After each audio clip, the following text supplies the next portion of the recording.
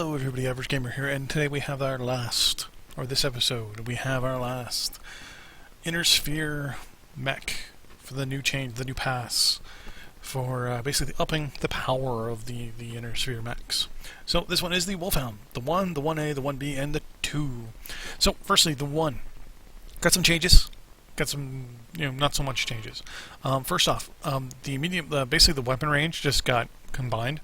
So medium laser range and energy range is now, instead of 7.5% each, it's now just 15% in general. Acceleration, deceleration got added into this guy as well with plus 20.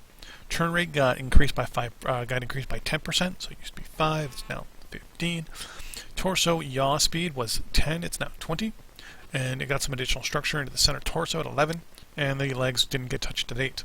Now the 1A pretty much is now the same. The only difference is it got a laser duration quirk. So the lasers are now minus 10% for duration, which is pretty good.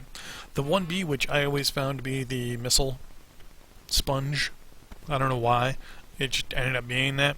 It got some quirks at the AMS and a bunch of other stuff. So energy cooldown didn't get touched. AMS now has a range instead of 10, it's now 20.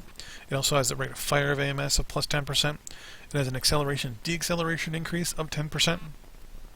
Turn rate of 5 is now 10%. Torso yaw speed was 10%. It's now 15%. Distal structure in the center torso didn't get touched. It's still 11, but got some extra structure in the legs at 8. Now, the Wolf 2 got touched, but technically didn't. So we'll get into that. So ER large laser heat gen technically got reduced from 7.5% to 5%, and the overall energy heat generation got increased from 7.5% to 10%.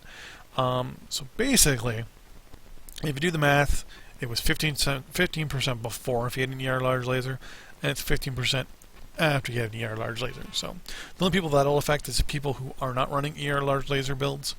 If you're running something other than an ER large laser build, then you'll notice an increase in your heat gen, or a decrease in your heat gen. If you're running an ER large laser build, you won't see much of a difference, other than these next parts. Acceleration, deceleration were added in at plus 15% each.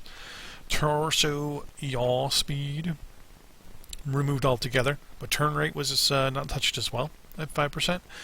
Center torso structure not touched, still 11, but some additional structure was added into the left and right legs at 8.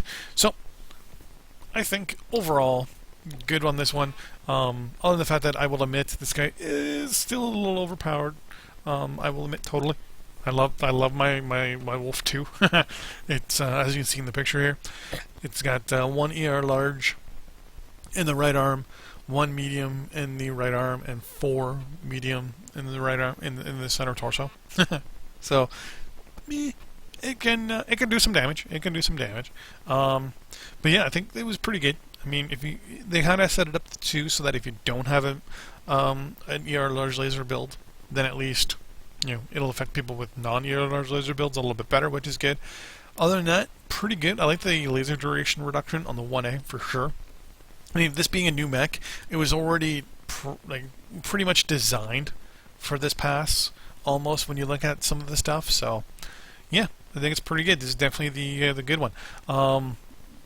Next up is the only clan light to be touched in the next passing here, the Arctic Cheetah, and then we will be on to the mediums on Monday. A little bump of the schedule. Anyways, thanks for watching. Don't forget to like and subscribe, and I'll see you guys on the battlefield next time. Bye-bye.